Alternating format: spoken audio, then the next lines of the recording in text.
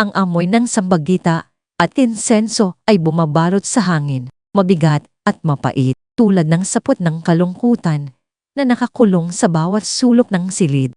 Sa gitna ng lahat, nakahiga si Aling Elena Santos, tahimik at payapa, na parabang natutulog lang. Ngunit alam ni Isabel na hindi na siya gigising. Ang kanyang ina, ang tanging tunay na sandalan niya sa mundong ito, ay wala na. Si Isabel Reyes ay isang anino lamang ng dating masayahin at may pag-asa niyang sarili. Ang kanyang mga mata ay namamaga at pula mula sa walang humpay na pagluha. Ang puting baro na kanyang suot ay nagdaragdag lamang sa kanyang pagiging marupok, na parabang anumang oras ay maaari siyang madurog sa pinakamaliit na pagpitik ng hangin. Siya ay isang simpleng babae, nagtatrabaho ng part-time sa isang maliit na flower shop sa Quezon City, at ang mundo niya ay umiikot sa pagmamahal sa kanyang ina at sa tiwala niya sa kanyang asawa, si Marco de la Cruz. Si Marco, isang arkitekto na kasalukuyang nahihirapan sa kanyang bagong tatag na kumpanya ng real estate. Ang prime residences court ay ang kanyang lakas. Si Carlina Perez naman, ang matalik niyang kaibigan at isang ambisyosong marketing executive sa Lumina Lifestyle Inc. ay ang kanyang sandigan. Ngayon, pareho silang nasa tabi niya, o sa ganoong akala niya. Napakabagal ng mga oras sa burol. Ang bawat pagbisita, bawat haplos ng pakikiramay ay tila sumasagasal lamang sa kanyang balat, hindi na umaabot sa kanyang namamanhid na puso. Naaalala niya ang mga tahi ng kanyang ina, ang mahinin nitong ngiti, ang tibay ng loob sa kabila ng kanilang kahirapan. Si Aling Elena ay isang masipag na mananahi. Ang kanyang mga kamay ay palaging abala, lumilika ng ganda mula sa simpleng tela. Iyon ang alam ni Isabel. Iyon ang mundo na kinagisan niya. Ngayon, ang mga kamay na iyon ay tahimik na. Kinagabihan, habang papalalim ang gabi at unti-unting nababawasan ang mga bisita, naramdaman ni Isabel ang kakaibang kaba. Kailangan niya si Marco. Ang kanyang asawa ay nawawala na sa tabi niya ng ilang oras. Marahil ay kailangan niya ng sariwang hangin o nakikipag-usap sa isang kaibigan. Ngunit ang pagka-ilang niya ay lumalakas. Tumindig siya. Ang kanyang mga binti ay nanghihina at sinimulan niyang hanapin si Marco. Naglakad siya sa gitna ng mga upuan sa likuran ng mga lampara patungo sa labas. Ang lamig ng gabi ay sumalubong sa kanya, ngunit mas matindi ang lamig na naramdaman niya sa kanyang kalooban habang naglalakad siya sa likurang bahagi ng punerarya, malapit sa imbakan ng mga bulaklak na hindi na ginagamit at mga upuan. Narinig niya ang mahihinang bulong, isang boses ng babae, isang boses ng lalaki. Ang kanyang puso ay kumalabog. Lumapit siya ng dahan-dahan. Ang bawat hakbang ay tila humahampas sa sahig. Ang ilaw mula sa isang maliit na bintana ay nagbigay ng sapat na liwanag upang makita niya. Doon, sa isang sulok, nakita niya sila, si Marco at Katrina, magkayakap, naghahalikan. Ang mga kamay ni Marco ay gumagapang sa likod ni Katrina, habang ang mga labi ni Katrina ay nakadikit sa kanyang asawa. Ang bulong na narinig niya kanina ay naging ihinpit na ungol. Hindi iyon isang pag-usap, hindi iyon isang simpleng yakap ng pakikiramay. Ito ay isang bagay na nakapangingilabot, nakasusuklan, at nagpabagsak sa kanyang buong mundo. Ang hangin ay tila nawala sa kanyang baga. Ang amoy ng sangpaggita ay naging lason. Ang bawat hibla ng kanyang pagkatao ay nagninitnit sa sakit, sa puot, sa pagkabigla. Si Marco, ang kanyang asawa, ang lalaking pinagkatiwalaan niya ng kanyang buhay. Si Katrina, ang kanyang matalik na kaibigan, ang babaeng itinuring niya na kapatid. Magkasama sila sa gitna ng kanyang kalungkutan, sa gabi ng burol ng kanyang ina, nagtataksil sa kanya. Marco, ang pangalan ay lumabas sa kanyang bibig bilang isang huni, halos hindi marinig. Ngunit narinig nila, mabilis silang nagiwalay. Ang kanilang mga mukha ay namumutla. Ang mga mata ay nanlalaki sa pagkabigla. parang mga magnanakaw na nanghuli. Sa akto, Isabel, halos sabay nilang sanbit.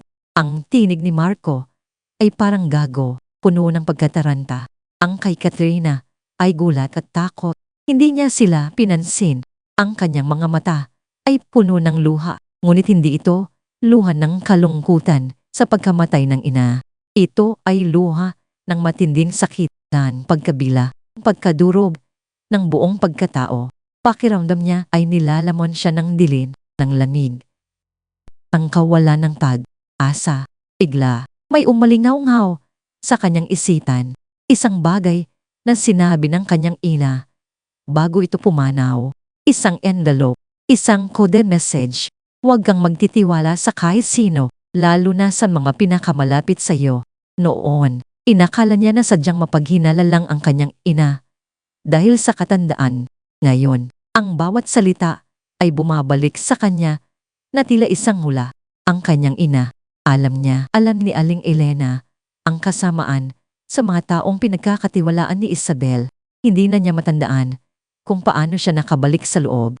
Ang kanyang katawan ay tila gumagalaw ng kosa, isang automaton na walang laman. Ang sakit ay napakatindi, halos pisikal. Nakaupo siya sa gilid ng kabaong ng kanyang ina. Ang kanyang mga kamay ay mahigpit na nakakapit sa gilid.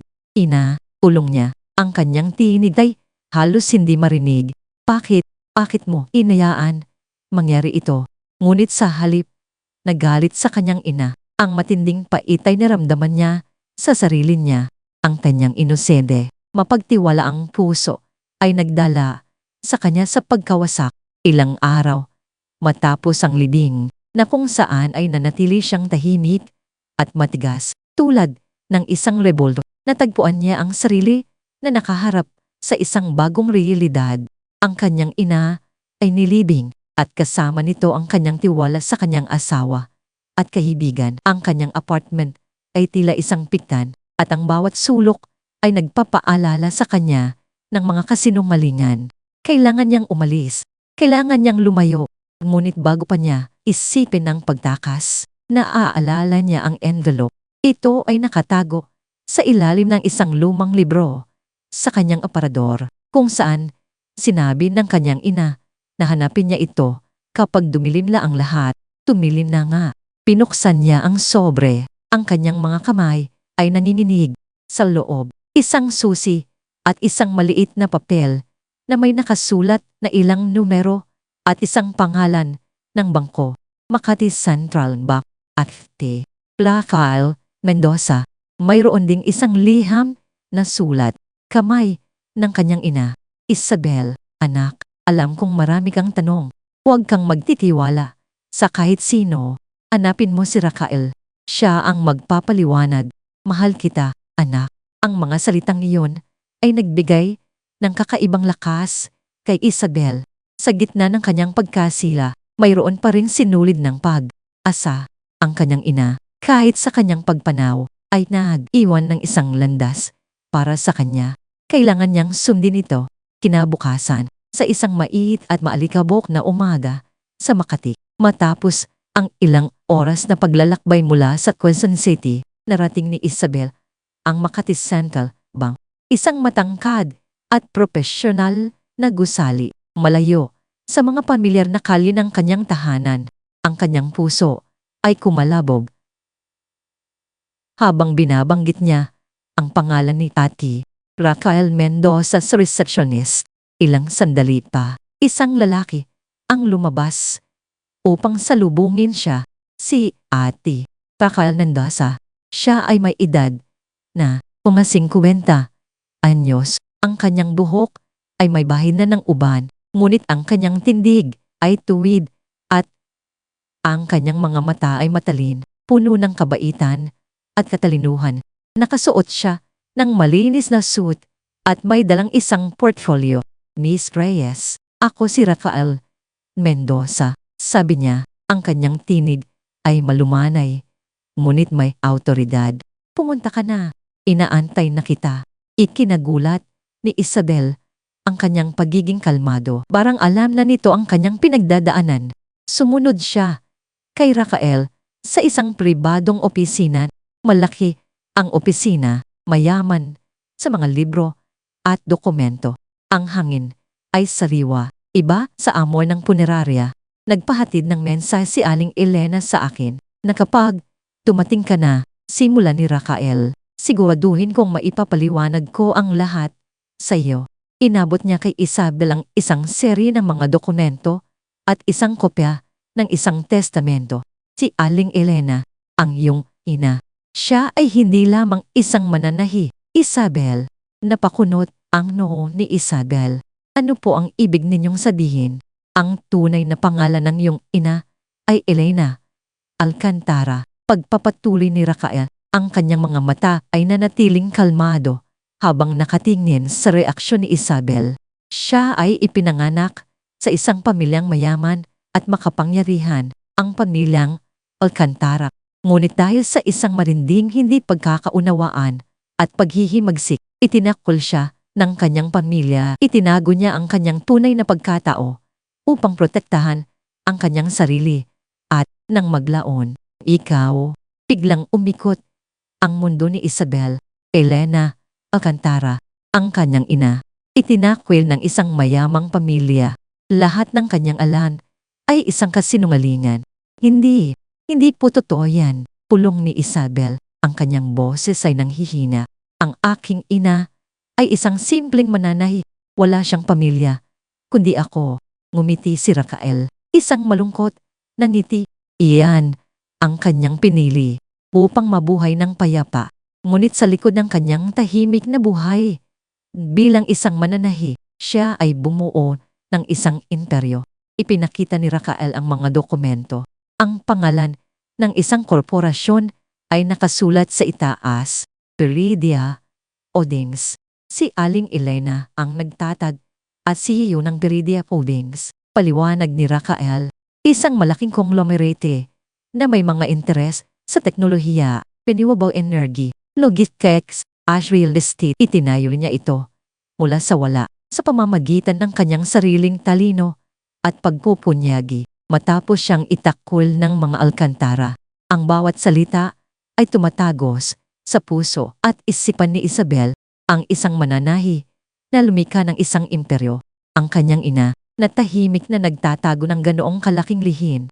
Ang mga larawan ng kanyang ina na may lumang makinang panahi ay sumalungat sa larawan ng isang makapangyarihang CEO na inilalarawan ni Rafael. Ang lahat ng ito, iniwan niya sa iyo. Isabel, sabi ni Rafael, ituro ang testamento, kabilang ang lahat ng pag-aari ng Viridia Holdings. Sa iyo ang lahat. Ito ang kanyang matitinag na legacy. Ngunit may kasama itong babala. Kinuha ni Rafael ang isa pang liham, silyado, at may marka ng notaryo. Ito ay nakasulat sa sulat, kamay, ng kanyang ina. Pinuksan niya ito at binasa ng malakas. Ang kanyang tinig ay malumanay. Anak kong Isabel, kung nababasa mo ito, nangangahulugan lamang na nasa oras ka na ng pagsubok. Ang mundong ibinigay ko sa iyo ay puno ng kayamanan at kapangyarihan. Ngunit kasama nito ang maraming panganib. Ang kasakiman ay isang halimaw na sumisira ng mga kaluluwa. Huwag mong hayaang kainin ka ng galit. Ang tunay na lakas ay nasa loob mo, sa iyong kakayahang maging malaya, sa iyong integridad. Ang iyong ama ay naging biktima ng kasakiman at ang pamilyang Alcantara ay nabubuhay sa kasakiman. Huwag kang maging katulad nila. Gamitin mo ang kapangyarihan na ibibigay ko sa iyo upang maging liwanag, hindi upang maging anino. Pagtiwalaan mo ang iyong sarili. Ang pagmamahal ko sa iyo ay walang hanggan, anak. Ang mga salita ng kanyang ina ay umalingaw-ngaw sa tahimik na opisina. Ang luha na matagal nang pinigilan ni Isabel ay muling umagos. Ngayon, ang mga luha ay hindi na lamang para sa kanyang pagkawala at sa kanyang pagtataksil. Ito ay para sa kanyang ina na tahimik na nagdala ng napakabigat na pasanin at sa kanyang sarili na biglang natagpuan ang sarili sa isang mundong hindi niya maintindihan. Ang pagkabigla ay humantong sa isang kakaibang kalinawan. Ang mga salita ng kanyang ina, Huwag kang magtitiwala sa kahit sino. Ang kasakiman ay isang halimaw. Ang punay na lakas ay nasa loob mo, ay nagkaroon ng bagong kahulugan. Si Marco at Katrina, sila ang kasakiman na babala ng kanyang ina.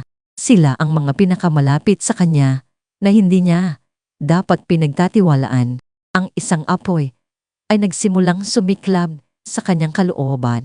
Ito ay isang apoy na pinagsama ng matinding kalungkutan, ang pait ng pagtataksil, at ngayon, ang isang bagong natupasang lakas mula sa kanyang ina. Naaalala niya ang tahimik na pagpupunyagi ng kanyang ina, ang mga aral na hindi sinabi tungkol sa pagtayo sa sariling mga paa. Isabel, sabi ni Rafael, ang kanyang tinig ay naglabas sa kanya mula sa kanyang malalim na pag-iisip. Ano ang iyong desisyon? Tumingin si Isabel kay Rafael. Ang kanyang mga mata ay nananatiling pula, ngunit ngayon ay may bagong kislap. Ito ay kislap ng pagpupunyagi. Ang determinasyon. Hindi na siya ang marupok na babaeng nagluluksa. Hindi na siya ang inosenteng asawa na pinagtaksilan. At tanggapin ko po, sabi niya, ang kanyang tinig ay matarag. Bagamat may bahid pa rin ng sakit, tatanggapin ko ang lahat ng iniwan ng aking ina. Dahan, tumindig siya. Ang kanyang katawan ay tila bumalik sa dati nitong lakas. Ang mundo ay nagbago. Ang kanyang ina ay hindi lamang iwan ng kayamanan, kundi isang layunin, isang paghihiganti, at isang daan patungo sa pagiging totoo sa kanyang sarili. Ang tabing ay bumagsak, ang inosente at mapagtiwala ang Isabel ay namatay kasama ng kanyang ina. Ngayon, isang bagong Isabel ang isisilang at handa na siyang harapin ang lahat ng katotohanan. Ang kanyang paglalakbay ay nagsisimula pa lang. Ang mundo sa labas ng opisina ni Ate Rafael Mendoza ay patuloy na umikot, ngunit para kay Isabel, tila huminto ito. Ang tanggapan na may mabibigat na libro sa istante at matatahim na dokumento sa mesa ay naging kanyang bagong unibersidad, kanyang santuario. Ang hangin doon ay laging may amoy ng lumang papel at kape, isang stark contrast sa amoy ng bulaklak at insenso sa pulerarya o sa nakakasuklan na amoy ng pagtataksil na nananatili pa rin sa kanyang gunita. Ilang linggo na ang nakalipas mula nang matuklasan niya ang lihim ng kanyang ina at ang kataksilan ni Marco at Katrina. Sa mga linggong iyon, hindi siya lumabas ng bahay, maliban sa mga pagbisita kay Rafael. Ang dating masayahin at palakaibigan niyang sarili ay unting lumabo, pinalitan ng isang anino ng pagtuon at pagiging malamig. Ang sakit ay nanatili, isang patuloy na kagat sa kanyang puso, ngunit tinuruan niya ang sarili na balutin ito, itago, at gamitin bilang gasolina. Ang bawat kiyot ay nagpapalakas sa kanyang determinasyon. Ang bawat luha ay nagiging bato sa pundasyon ng kanyang pagbabago. Isabel, ang Beridia Holdings ay hindi lamang isang kumpanya. Paliwanag ni Ate Rafael, isang umaga, habang nakaturo sa isang placard sa whiteboard. Ito ay isang network. Ang iyong ina ay bumuo ng isang complex na istruktura ng mga subsidiaries at strategic partnerships na sumasaklaw sa maraming industriya. Kailangan mong maintindihan ng bawat ugat ng sistemang ito. Walang pagod na nag-aral si Isabel mula sa umaga hanggang gabi at madalas ay hanggang madaling araw. Lumubog siya sa mga libro ng finance, law, economics, at business strategy. Ang mga termino tulad ng mergers and acquisitions, corporate governance, supply chain management, at market capitalization ay tila isang banyagang wika sa simula. Ngunit habang nagpapatuloy ang mga araw, ang mga salitang ito ay nagsimulang magkaroon ng kahulugan, nagiging mga sandata sa kanyang isipan. Ang opisina ni Rafael pinaging kanyang class at ang matanda at batikang abogado ang kanyang pinakamahusay na guro. Si Rafael ay pasensyoso, detalyado, at hindi kailanman nawawala ng tiwala sa kanya. Nakikita niya kay Isabel ang anino ng kanyang yumaong ina, si Aling Elena. Nakilala niya bilang Elena Alcantara, isang babaeng may matinding katalinuhan at hindi matitinag na determinasyon.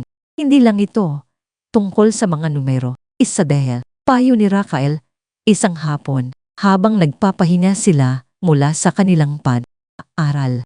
Ito ay tungkol sa pagbabasa ng mga tao, pag-unawa sa kanilang motibasyon, sa kanilang kahinaan, sa kanilang kasakiman.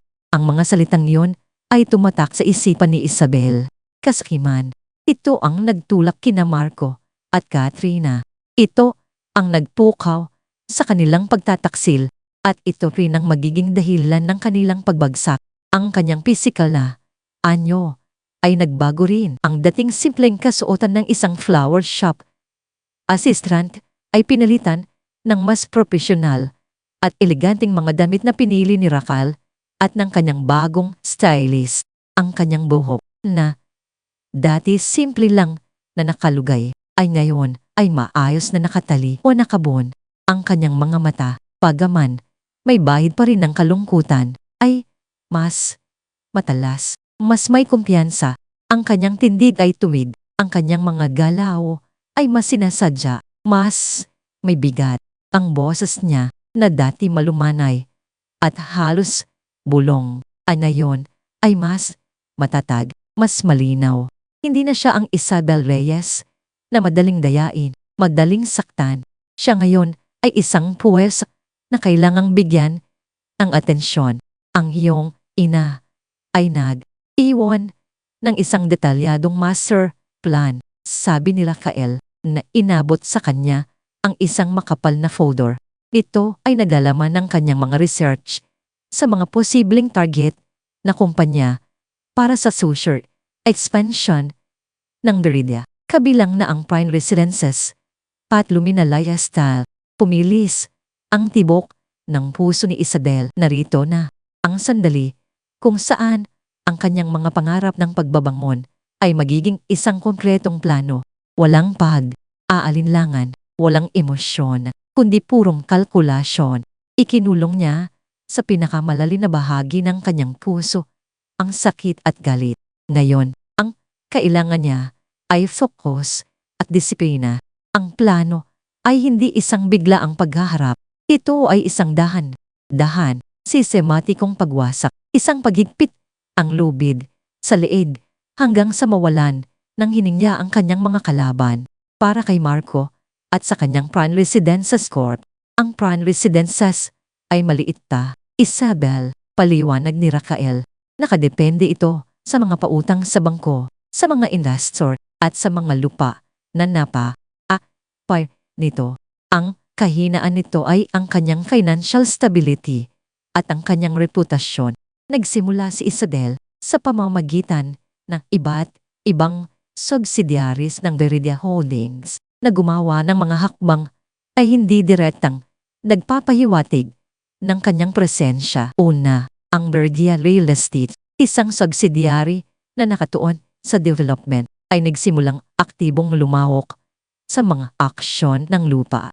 Hindi sa kung saan, kundi sa mga partikular na lote na alam ni Isabel ng matagal ng inaasam ni Marco.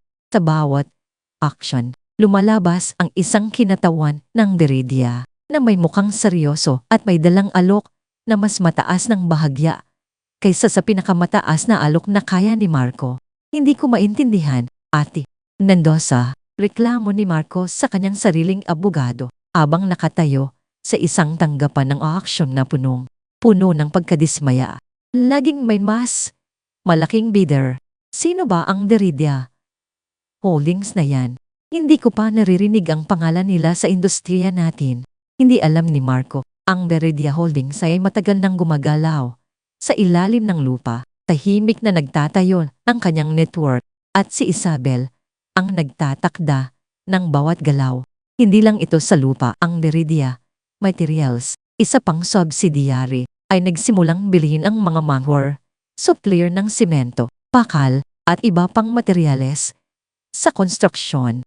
Sa sandaling makontrol na ang mga supply, ang presyo ng mga materyales ay dahang itinaas. Hindi naman kaagad na doble, kundi unti na sapat upang pahirapan ang mga maliliit na developers tulad ni Marco. Tumataas na naman ang presyo ng bakal, sir. Ang reklamo ng city manager ni Marco sa kanya, hindi na tayo kumikita sa project na ito kung ganito. Ang isang proyekto ng prime residences na inaasahang magbibigay ng malaking tubo. Unting lumulubog sa pagkalugin dahil sa pagtaas ang cost ng materyales. Hindi maintindihan ni Marco kung bakit tila ang kanyang kapalaran ay sumasama. Hindi niya alam na may isang daliri na pag-aari ng kanyang inosenting asawa ang pumipiga sa kanyang leeg. Bukod dito, inamit ni Isabel ang Meridia Infrastructure na naglaan ng pundo para sa mga malalaking proyekto ng development sa mga kalapit na bayan. Sa halip na direktang kalabanin ng mga proyekto ni Marco, ang Meridia ay gumawa ng mga kalsad, tulay, at mga bagong commercial centers sa mga lugar na magpapababa ng halaga ng lupa at mga proyekto ni Marco. Kung ang proyekto ni Marco ay isang residential subdivision sa probinsya, ang Meridia ay magtatayo ng isang malaking industrial park sa katabing bayan na lilikha ng trapiko at polusyon at magpapababa ng apila ng residential area ni Marco. Ang huling sipa ay ang pagkalat ng impormasyon sa pamamagitan ng mga anonymous tip at confidential reports na ipinasa sa mga financial bloggers at investors. Dahang nabunyag ang mga financial irregularities ng prime residences, hindi ito direktang paninila. Ito ay paglalabas lamang ng mga tunay na datos na nagpapakita ng hindi magandang cash flow, mataas na utang, at mga questionable na transaction. Narinig mo na ba ang balita tungkol sa prime residences? Isang investor ang narinig ni Marco na nagsasabi sa telepono. Hindi raw maganda ang kanilang financial standing. Ang daming utang. Ang mga investor na dati interesado sa kanyang kumpanya ay unting nawala. Ang mga pautang sa bangko ay nagiging mas mahigpit. Ang prime residences ay unting nalubog sa utang. Ang mga proyekto ay naantala at ang reputasyon ni Marco ay unting nawasak. Mula sa kanyang private office sa Meridia Holdings, ay himik na pinapanood ni Isabel ang pagbagsak ng prime residences. Isang digital dashboard sa kanyang monitor na nagpapakita ng real-time data ng bawat galaw ng kumpanya. Para naman kay Katrina at sa Lumina Lifestyle Inc. Ang Lumina Lifestyle ay nakasalalay sa tatlong bagay: brand image, mga designer, at distribution channels. Paliwanag ni Raquel. Kung mawawala ang mga ito, walang matitira sa Lumina. Ang plano para kay Katrina ay mas malikain. Sa ilalim ng payo ni Isabel, inilunsad ng Meridia Holdings ang isang bagong and fashion brand, Diwa Designs. Ang pangalan, Diwa, na nangangahulugang espiritu o esensya sa Tagalog, ay sumasalamin sa misyon ng brand. Uniko, sustainable, at eco-friendly na disenyo na gumagamit ng mga lokal na materyales at nagbibigay ng kapangyarihan sa mga lokal na artisan. Hindi ito ordinaryong kumpanya ng damit. Ang Diwa Designs ay naglunsad ng mga capsule collection na may limitadong edisyon na nakatuon sa mga istorya sa likod ng bawat tela at bawat tahi. Ito ay isang direktang sagot sa mass produce at minsan ay unethical na practices. Ang Lumina Lifestyle, target nito ang parehong hal and market na pinaglilingkuran ng Lumina, ngunit may mas matalas na kahulugan ng layunin at etika. Ang Diwa Designs ay hindi lamang tungkol sa kasyo, Katrina, sabi ng isa sa mga dating designer ng Lumina na nilapitan ng Meridia. Ito ay tungkol sa sining at pananagutan sa pamamagitan ng mas matataas na sweldo, mas mahusay na benepisyo, at ang pangako ng creative freedom at social impact. Matagumpay na hinikayat ng Diwa Designs ang ilan sa mga pinakamahuhusay na designer ng Lumina, kasama ang kanilang mga star designers na bumuo ng pangunahing creative team ng Lumina. Hindi lamang ito, kundi pati na rin ang mga supplier ng Lumina na madalas na pinipiga ng Lumina para sa mas mababang presyo at mas pinili ang Diwa Designs na nag-aalok ng mas makatarumang presyo at mas mahabang partnership. Nawala na naman ang isang designer. Sigaw ni Katrina sa kanyang assistant. Ang kanyang mukha ay namumula sa galit at ang mga supplier natin mas pinipili ang Diwa. Sino ba ang Diwa na yan? Ang Diwa Designs ay hindi lamang nakakuha ng mga tao. Nakuha rin ito ang mga distribution channels sa pamamagitan ng matalinong negosasyon at malaking pondo ng Deridia. Ang Diwa ay nakakuha ng mga pangunahing puwesto sa mga high-end department stores at boutique na Daishi eksklusibo para sa Lumina. O ang Lumina ang nangangarap na makapasok. Tukod pa rito, ang Diwa ay bumuo ng matibay na partnership sa mga social media, influencers at fashion journalists na may malakas na advokasya para sa sustainability at ethical fashion. Ang Lumina na nakatuon sa mabilis na trend at mura na produksyon, unting na luma, nawala sa limelight at nawalan ng kredibilidad. Nagsimulang gumuho ang Lumina lifestyle. Ang mga benta ay bumaba. Ang mga koleksyon ay hindi na kinagigiliwan at ang mga kritiko ay nagsimulang magtanong sa etika ng kanilang produksyon.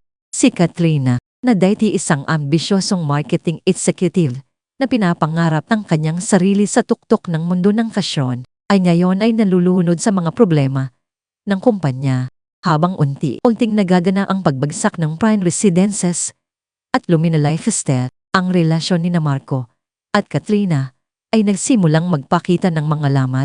Ang kanilang pag-ibig na binuo sa pagtataksil at pagnanasa ay hindi makatayo sa harap ng matinding presyon. Ang mga matamis na bulong ay napalitan ng maiinit na pagtatalo. Ang mga lihim na pagkikita ay nagiging pagkakataon para sa pagbabato ng sisihan. Kasalanan mo ito, Marco. Sigaw ni Katrina isang gabi sa apartment ni Marco. Ang kanyang boses ay puno ng galit. Kung hindi ka sana ganyan kahina sa negosyo mo, hindi tayo magkakaproblema. Ako ang may kasalanan. Ganti ni Marco. Ang kanyang mukha ay namumula. Ikaw ang walang silbi. Ang kumpanya mo ay parang isang lumulubog na barko at ako ang kasama mong lumulubob. Nagsimula silang magsabihan ng masasakit na salita. Naglabasan ang lahat ng kanilang sama ng loob, ang lahat ng kanilang pagkadismaya, ang kanilang affair na dati isang pinagmula ng kaguluhan at kilid ay ngayon ay isang pabigat, isang paalala ng kanilang mga kabiguan, ang kanilang pagmamahal sa isa't isa kung mayroon man. Unting namatay, pinalitan ng pagkamuhi at pagbabato ng sisi. Ang bawat isa ay nakikita ang sarili bilang biktima at ang isa't isa bilang ang sanhi ng kanilang mga problema. Mula sa malayo, tahimik na pinapanood ni Isabel ang pagbagsak nila, hindi sa personal, kundi sa pamamagitan ng mga ulat ng kanyang mga tauhan, ang mga balita sa media at ng mga financial reports. Ang kanyang mga mata ay malamig, walang emosyon, maliban sa isang pahiwatig ng determinasyon na nagbabaga sa loob. Walang pagbibiro, walang pagdiriwang. Ang nakikita niya ay hindi ang paghihiganti na kanyang pinangarap, kundi ang kalkuladong pagpapatupad ng isang plano. Ito ay hindi pa ang katapusan. Naiisip niya, ito ay simula pa lamang. Ang dating Isabel Reyes ay namatay at ang bagong Isabel, ang queen ng Deridia Holdings, ay nagsisimula palang mamalagpag. Hindi siya kailanman magiging muling isang anino. Siya ay magiging isang puwersa na hindi kayang balawain. Ang diwa ng kanyang ina ay umaagos sa kanyang mga ugat, nagbibigay sa kanya ng lakas at direksyon. At sa pagbagsak ng kanyang mga kalaban, mas naging malinaw ang landas, ang kanyang sariling pagbangon. Ang gabi ay tila isang tilang itim na nilagyan ng milyong bituin. At sa gitna ng lahat, ang Emerald Grand na hotel Sa Makati ay nagliwanag na paang isang hiyas. Ang takad nito ay nakadamit sa libong ilaw. Ang entrance ay pinalamutian ng mga sariwang bulaklak na sampaggita at puting roses na ang bawat patak ng hamog ay sumasalamin sa kinang ng diamond. Sa loob, ang grand ballroom ay isang tanawin ng karanyaan at kagandahan. Mga chandelier na yari sa kristal ang nakasabit sa mataas na pisani, nagpapailaw sa mga mesa na puno ng pinakapiling putahe at alak. Ang halimuyak ng mamahaling pabango, gourmet, cold, at ng champagne ay bumabarot sa hangin, kasabay ng mahihinang tawanan at bulungan ng mga pinaka-impluwensyal na personalidad sa mundo ng negosyo at politika ng Pilipinas. Ito ang pinakahihintay na charity gala ng Veridia Holdings at ang opisyal na paglulunsad ng proyektong luntiang kinabukasan. Si Isabel, sa kanyang puting gown na gawa sa silk na tila pinulma sa kanyang katawan, ay lumitaw sa tuktok ng grand staircase. Ang tela ay dahang umaagos sa kanyang bigura. Ang bawat galaw niya ay elegante at may tiwala. Ang kanyang buhok ay nakataas sa isang sophisticated na ayos at ang kanyang leeg ay pinalamutihan ng isang simpleng pilak na kwintas na may pendant na birding perlas, isang pahiwatig sa pangalan ng Veridia at ang pag-asa sa luntiang kinabukasan. Ang kanyang mga mata na dati ipuno ng lungkot at sakit ay ngayon ay may kislap ng katalinuhan at kapangyarihan. Walang bakas ng dating Isabel Bes, ang inosenteng asawa at anak. Siya ngayon ay ang Isabel, ang chairperson ng Veridia Holdings, ang reyna ng negosyo. Ang bulungan sa bulwagan ay unting humina, napalitan ng isang sabay na paghina ng paghanga. Lahat ng mata ay nakatuon sa kanya. Sa kanyang tabi, si Ate Rafael Mendoza na nakasuot ng itim na tuksedo, ngumiti ng buong pagmamalaki. Hindi lang siya ang mentor ni Isabel, siya rin ang naging kanyang pamilya sa kanyang muling pagkabuhay. Dahan siyang bumaba sa hagdanan. Ang bawat hakbang ay may bigat, may dignidad. Nagakad siya sa gitna ng karamihan. Niningitian ang ilang pamilyar na mukha. Pinapayungan ng kanyang aura ng kapangyarihan. Maraming tao ang lumapit upang batiin siya. Ang bawat isa ay nagbibigay pugay sa kanyang bagong posisyon. Siya ay magalang, ngunit may distansya. Ang kanyang ngiti ay nakakabighani, ngunit may bakas ng matibay na bakal sa likod nito. Nang dumating ang oras, ang kanyang talumpati, umakyat si Isabel sa entablado. Ang ilaw ng spotlight ay direktang tumutok sa kanya. Ang kanyang anino ay sumayaw sa dingding. Hinawakan niya ang mikropono. Ang kanyang kamay ay matatag. Ang katahimikan ay bumalot sa buong bulwagan. Magandang gabi sa inyong lahat. Simulan niya. Ang kanyang tinig ay malinaw at malakas. Kumakalat sa bawat sulok ng silid. Isang malaking karangalan ang makasama kayo ngayong gabi upang ipagdiwang hindi lamang ang tagumpay ng Veridia Holdings, kundi ang simula ng isang bagong pag-asa, ang proyektong luntiang kinabukasan. Nagsimula siyang magsalita tungkol sa luntiang kinabukasan, isang pambansang inisyatibo na naglalayong magtaguyod ng sustainable development, renewable energy, at pagbibigay kapangyarihan sa mga lokal na komunidad. Ang kanyang mga salita ay puno ng pag-asa, ang pananaw, ang isang pangako para sa mas magandang Pilipinas. Ang kanyang mga tagapakinig ay nabigani. Ang bawat isa ay nakikita ang potensyal ng proyektong ito, ngunit alam ni Isabel na ito ay simula pa lamang. Ang pinakamahalagang paghahayag ay hindi pa niya nasasabi. Marahil ay kilala ninyo ako bilang Isabel Reyes. Patuloy niya. Ang kanyang mga mata ay lumibot sa buong bulwagan, umahawak sa bawat muka. Ang chairperson ng Veridia Holdings. Ngunit bago pa ako naging si Isabel Reyes, ako ay ang anak ni Elena Santos, isang simpleng mananahi. May ilang bulungan. Ang pangalan ni Elena Santos ay halos hindi kilala sa mataas na lipunan. Ngunit ang susunod na sasabihin niya ang magbabago sa lahat. Ngunit si Elena Santos, sabi niya, ang kanyang tinig ay nagtataglay ng isang pahiwatig ng matinding emosyon na mabilis niyang nilalabanan. Ay, hindi lamang isang mananahi. Siya ay si Elena Alcantara, isang miyembro ng makapangyarihang pamilyang Alcantara na itinaboy dahil sa kanyang matapang na paninindigan at pagtanggi na sundin ang kanilang mga dikta. Mula sa pagiging wala, itinayo niya ang imperyo ng Gridia Holdings. At ngayon, ako ang kanyang tagapagmana, ang kanyang dugo, ang kanyang diwa, ang patuloy na dumadaloy sa akin. Ang bulungan ay naging isang sigaw ng pagkabigla. Ang mga mukha ay nagulat. Elena Alcantara, ang matagal nang nawawalang anak ng isang makapangyarihang angkan. At siya ang nagtatag ng Gridia. Ito ay isang kwento na tila galing sa isang nobela. Ang kamera ay lumibot at doon, sa isang mesa, sa harapan, ang kanyang mata ay tumama sa isang pamilyar na mukha. Si Don Emilio Alcantara, ang kanyang tiyuhin, sa panig ng kanyang ina, ang patriarka ng pamilya. Ang mukha nito ay namumutla. Ang kanyang mga mata ay nanlalaki sa pagkabigla at pagkatapos ay naging puno ng matinding galit. Ang isang baba na ang dugo ay itinuring nilang marumi ay nagbalik at ngayon ay mas makapangyarihan pa sa kanilang inakala.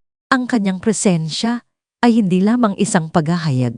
Ito ay isang deklarasyon ng digmaan habang nagpapatuloy ang gala at ang mga bisita ay unting nagsisimulang mag-digest ng impormasyong iyon. Isang kaguluhan ang naganap sa likurang bahagi ng bulwagan. Dalawang figura na halatang hindi nabibilang sa elitistang karamihan ang pilit na lumusot sa mga bisita. Ang kanilang mga danit ay luma at gusot. Ang kanilang mga mukha ay payat at puno ng desesperasyon. Ang kanilang mga mata ay nagpapakita ng takot at pag-asa. Sina Marco de la Cruz at Katrina Perez, ang dating kinang sa mga mata ni Marco, ay napalitan ng kawalan ng pag-asa. Ang kanyang balbas ay tumubo na nang walang kaayusan. Ang kanyang buhok ay magulo. Ang kanyang dating modelo na figura ay naging payat at ang kanyang mga kamay ay nanginginig. Si Katrina naman, na dati laging nakaayos, ay ngayon ay may itim na bakas sa ilalim ng kanyang mga mata.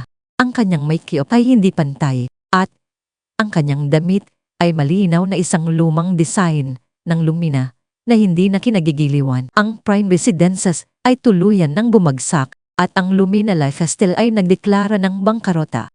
Ang kanilang pag-aasawa relasyon ay nauwi sa maingay na hiwalayan, puno ng pagbabato ng sisi at pagkamuhi.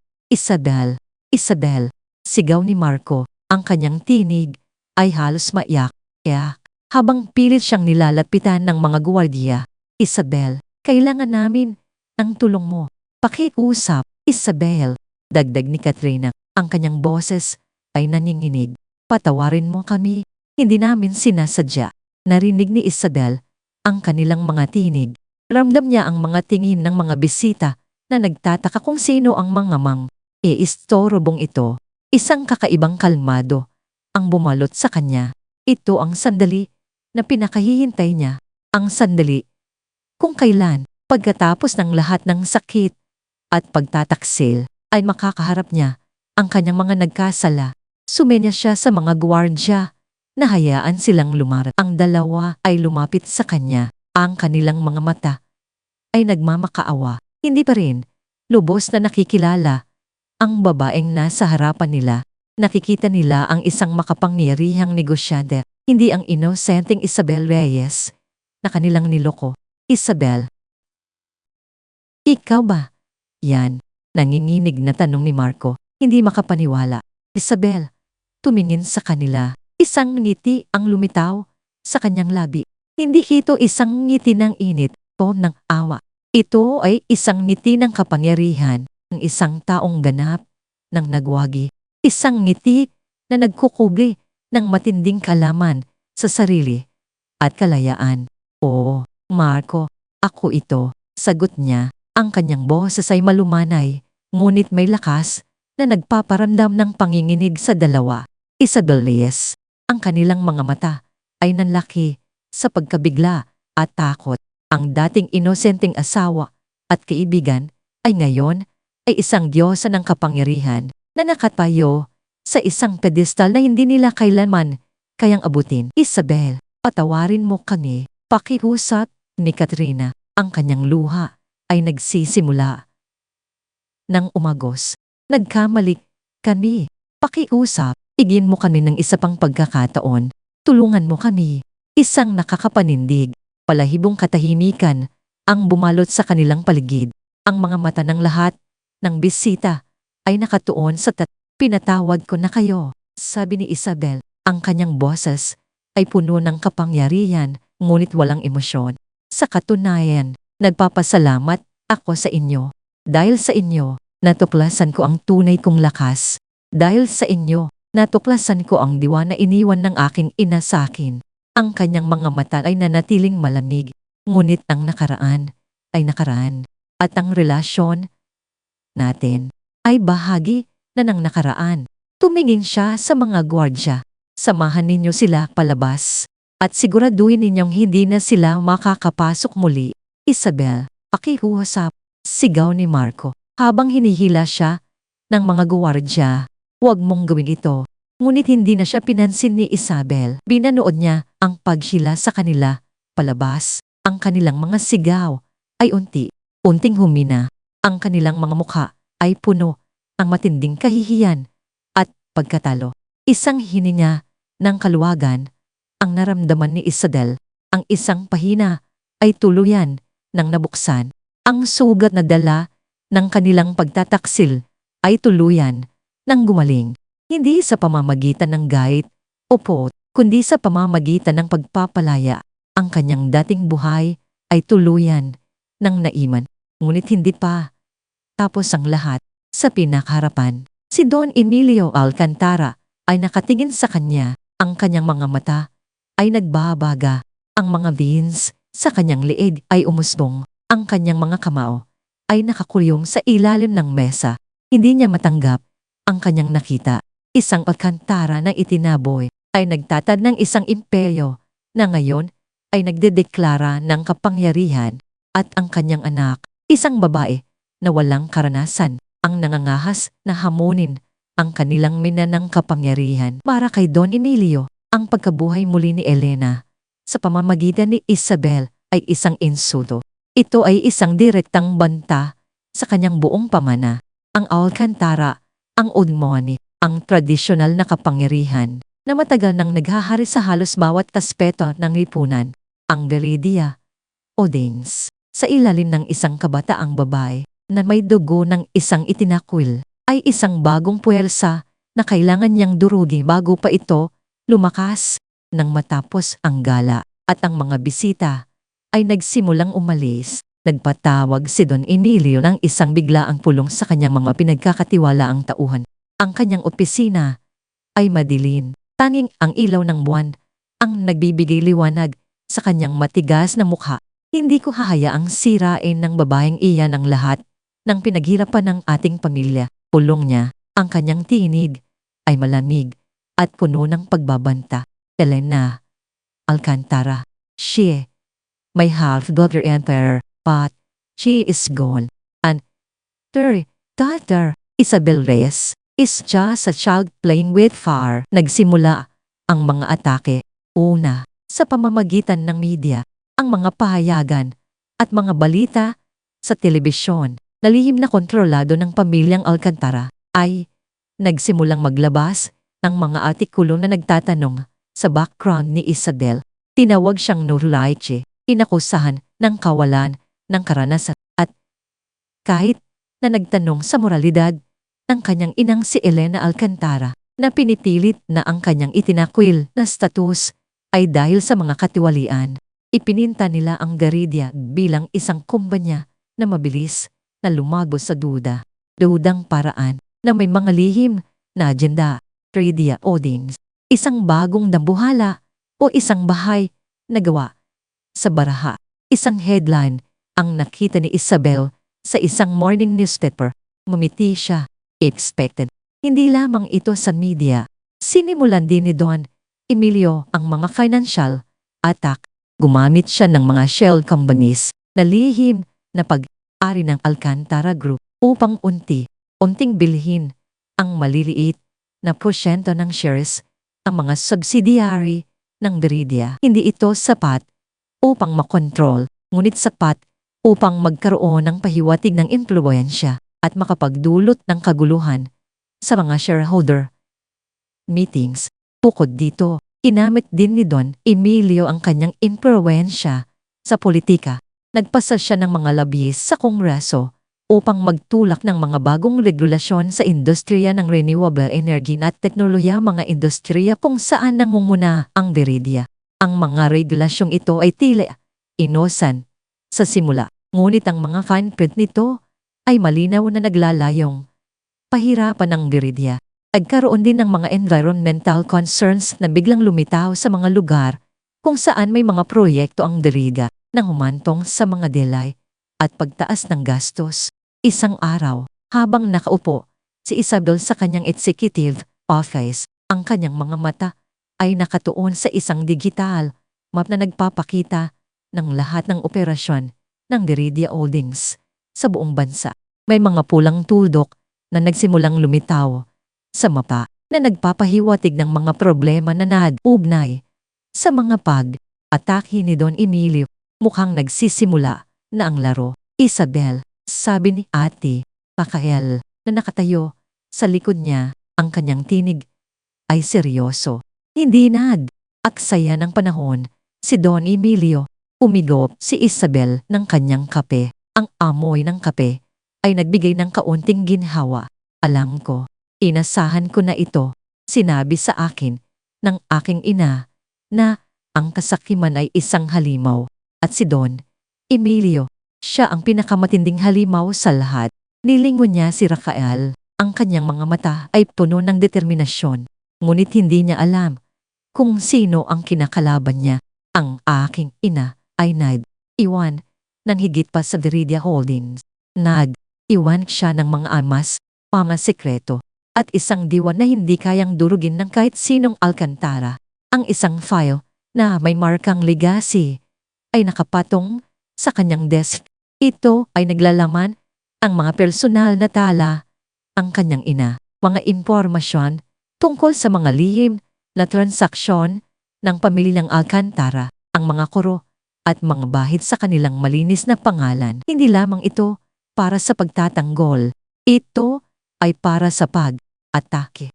Handa na ako, Lakal, sabi ni Isabel. Ang kanyang tinig ay matatag at puno ng tiwala sa sarili. Hayaan mo siyang magsimula. Sa oras na ito, hindi na ako ang inosending Isabel Reyes na madaling dayain. Ako ang tagapagmana ng Viridia at ipapakita ko sa kanya kung ano ang tunay na kapangyarihan. Ang digmaan ay hindi pa tapos. Ito ay nagsisimula pa lang. At sa gitna ng labanang ito sa pagitan ng lumang pera at bagong kapangyarihan, si Isabel ang magiging simbolo ng pagbabago, ng katarungan, at ng isang mas magandang kinabukasan. Ang kanyang paglalakbay ay lumipas na sa paghihiganti. Ngayon, ito ay tungkol sa pagtatanggol sa diwa ng kanyang ina at paghubog sa isang mas makatarumang mundo. Ang digmaan ay hindi pa tapo. Ito ay nagsisimula pa lang, at sa gitna ng labanang ito, sa pagitan ng lumang pera at bagong kapangyarihan, si Isabel ang magiging simbolo ng pagbabago, ng katarungan, at ng isang mas magandang kinabukasan. Ang kanyang paglalakbay ay lumitas na sa paghihiganti. Ngayon, ito ay tungkol sa pagtatanggol sa diwa ng kanyang ina at paghubog sa isang mas makatarungang mundo. Isang buwan matapos ang charity gala, ang buong bansa ay nagulandang sa isang seryeng mga corporate bato na walang kapares. Ang Viridia Holdings na pinamumunuan ng bagong chairperson na si Isabel Reyes ay nasa gitna ng matinding gihera laban sa Alcantara Group, ang pinakamatandang at pinakamakapangyarihang conglomerate sa Pilipinas na pinamumunuan ni Don Emilio Alcantara. Ito ang labanan ng lumang pera laban sa bagong kapangyarihan, ang tradisyon laban sa inobasyon, ang mga lihim laban sa transparency. Umaga pa lang, bago pa sumikat ang araw, nasa opisina na si Isabel, ang kanyang executive suite sa pinakamataas na palapag ng Veridia Tower, ay isang santuwaryo ng estratihiya. Ang malawak na bintana ay nagbigay sa kanya ng malinaw na tanawin ng umuunlad na Manila, na ngayon ay tila isang chessboard kung saan bawat galaw ay kritikal. Ang amoy ng sariwang kape ay nagpasigla sa kanyang isipan habang binabasa niya ang mga ulat mula sa kanyang tin. Mula sa mga ulat, Chairperson, sabi ni Ate Pakael na nakatayo sa kanyang tabi, inilapag ang isang stack ng mga dokumento sa mesa. Inaatak na naman tayo ni Don Emilio sa lahat ng Trump. May bagong panukalang batas sa Senado na tila nakatuon sa pagpapahirap sa atin sa renewable energy sector. Ang media, lalo na ang mga outlets na hawak ng Alcantara, ay naglalabas ng mas maraming black propaganda laban sa ating CEO at sa ating mga proyekto. Hindi man lang kumibot si Isabel, ang kanyang mga mata ay nanatiling nakatitig sa digital dashboard na nagpapakita ng real-time fluctuations sa stock market at mga news. Inaasahan ko na iyan, Pakael. Alam ni Don Emilio na kung hindi niya tayo masisira sa harap ng publiko, susubukan niya sa likod ng mga kurtina. Ang tinig ni Isabel ay naglalaman ng kakaibang timpla ng pagiging kalmado at bakal na determinasyon. Wala na ang bahid ng sakit at galit na dati umaalit-papaw sa kanyang boses.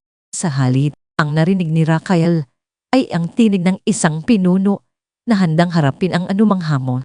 Ano ang latest sa stock manipulation? Tanong niya. May mga signs ng coordinated selling sa ating Veridia Tech stocks, paliwanag ni Raquel. Tila sinusubukan nilang pabagsakin ang kumpiyansa ng mga investor. Bukod pa rito, may mga ulat ng pagnanakaw ng proprietary information sa ating Research and Development Department, partikular sa Project Diwata natin, para sa World Energy. Isang manipis na ngiti ang lumitaw sa labi ni Isabel. Ganoon ba, ang mga Alcantara hindi pa rin nagbabago. Laging gumagamit ang maruming taktika. Hindi nila maintindihan na ang tunay na kapangyarihan ay hindi sa panlalamang. Naalala niya ang mga salita ng kanyang ina sa huling niliham. Huwag mong hayaang kainin ka ng galit. Ang tunay na lakas ay nasa loob mo, sa iyong kakayahang maging malaya, sa iyong integridad. Sa simula, ang paghihiganti ang nagtulak sa kanya. Ngunit na yon, ang bawat atake ni Don Emilio ay nagpapatibay sa kanyang paniniwala na ang laban na ito ay hindi lamang para sa Veridia, kundi para sa isang mas matuwid na prinsipyo. Ito ay isang laban upang patunayan na mayroon pa ring lugar para sa etika at pananagutan sa mundo ng negosyo. Ilabas natin ang project Bayani sa publiko, utos ni Isabel, at ilunsad natin ang full-scale campaign para sa lunsyang kinabukasan.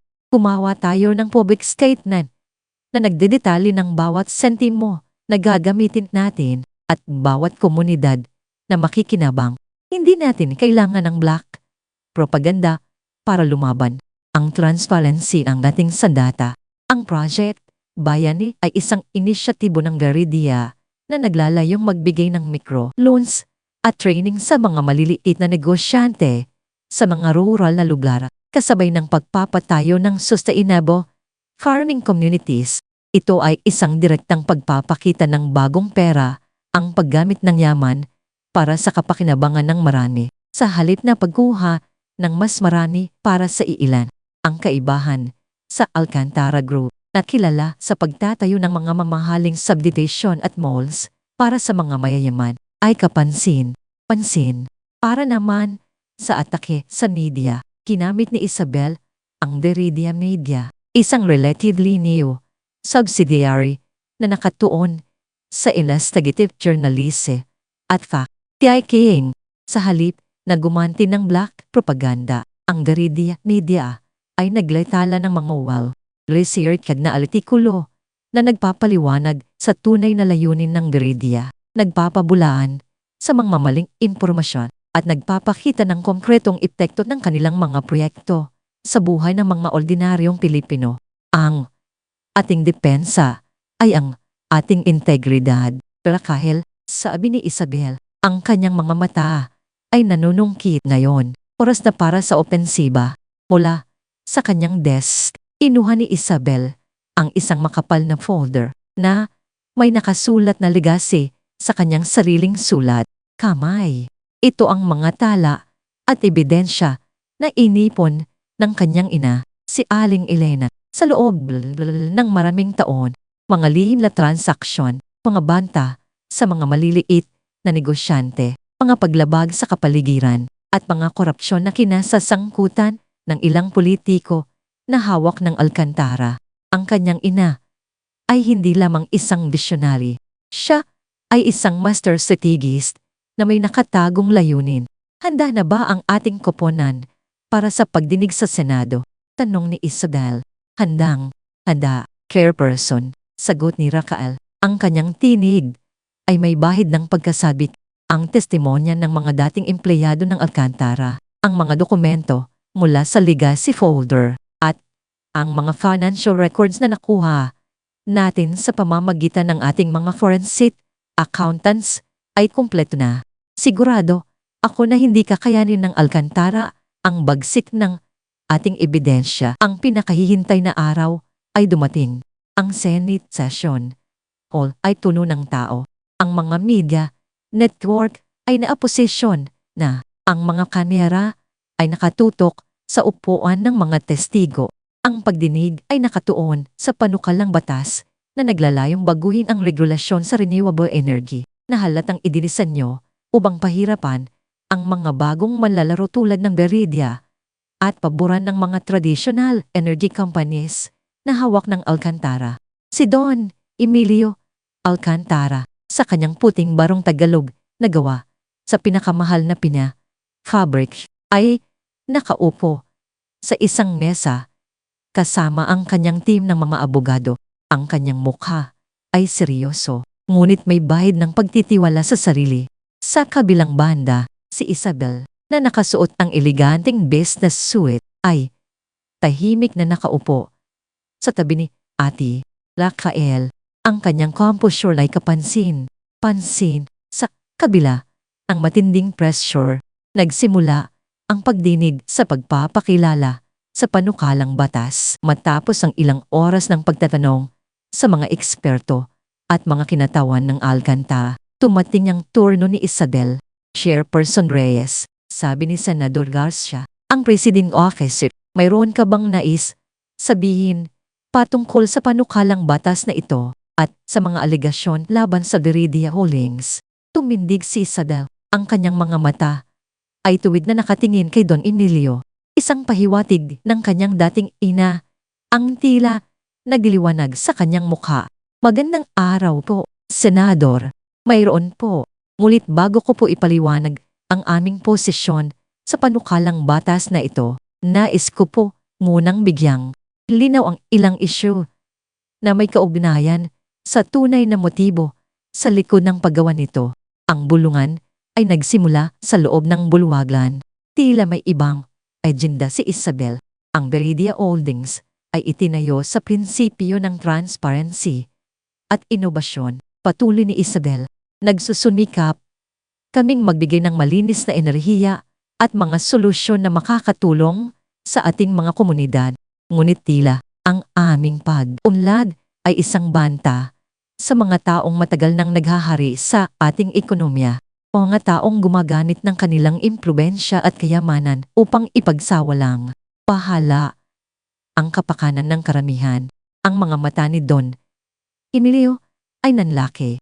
Alam niya na siya ang pinupuntirya ni Isabel. Mayroon po akong ilang ebidensya na nais kong ipakita sa Honorable Senate, sabi ni Isabel, at sumenyas kay Ate Rafael. Inabot ni Rafael ang isang tablet sa isang Senate staff. Ang screen sa likod ni Isabel ay biglang nagpakita ng isang sari ng mga dokumento, mga financial report, at mga litrato. Narito po ang mga dokumento na nagpapakita ng illegal na pagmimina na ginawa ng isang subsidiary ng Alcantara Group noong 1990s. Paliwanag ni Isabel, ang kanyang tinig ay malinaw.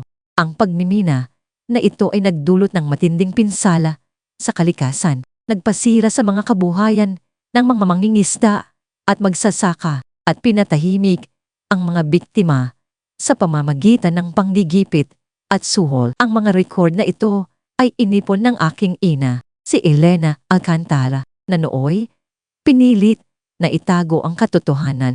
Nagulantang ang buong bulwagan. Ang mga mamamahayag ay nagmamadaling kumuha ng litrato at mag-ape ng kanilang mga maulat. Ang mukha ni Don Emilio ay namutla. Ang kanyang mga mata ay nanlaki sa pagkabigla. Ang kanyang mga abogado ay tila walang magawa. Bukod pa rito, mayroon din po akong mga patunay ng ghost, employees, at tax evasion scheme na ginamit ng Alcantara Group sa loob ng maraming taon. Patuloy ni Isabel, ipinapakita ang iba pang mga dokumento, kabilang ang mga bank statements at payroll records. At narito po ang testimonya ng ilang dating empleyado at mga opisyal ng gobyerno na nagtatago ng mga impormasyong ito na handang magsalita sa ilalim ng proteksyon ng Senate. Ang sunod na revelasyon ay parang bomba na sumabog sa loob ng Senate. Ang mga ebidensya ay hindi matitinag. Ang mga detalye ay napakalinaw. Ito ang mga lihim na matagal nang inilibing ng pamilyang Alcantara na ngayon ay inilabas sa liwanag ng araw ng isang babae na kanilang itinuring na walang kapangyarihan. Ang panukalang batas na ito, Senador, sabi ni Isabel, tumalik sa usapin ng batas, ay tila idinisenyo upang protektahan ang mga interes ng iilang malalaking kumpanya na may mga ganitong klas ng unethical practice sa halip na itaguyod ang malinis at makatarungang kompetisyon. Hinihikayat ko po ang Senado na suriin ang tunay na layunin sa likod ng panukalang ito at ipagtanggol ang interes ng ating mga kababayan at ng ating kalikasan. Hindi na makakilo si Don Emilio. Ang kanyang katawan ay nanginginig sa galit at kahihiyan. Ang kanyang reputasyon, ang kanyang imperyo, unting gumuho sa harap ng kanyang mga mata sa gitna ng kaguluhan. Tinawag ng senador ang isang recess. Sa loob lamang ng ilang araw, ang iskandalo ay kumalat sa buong bansa. Ang mga media network ay walang tigil sa pagbabalita tungkol sa mga revelasyon ni Isabel Reyes. Ang mga tawag para sa investigasyon laban sa Alcantara Group ay lumakas. Ang stock ng Alcantara ay bumagsak.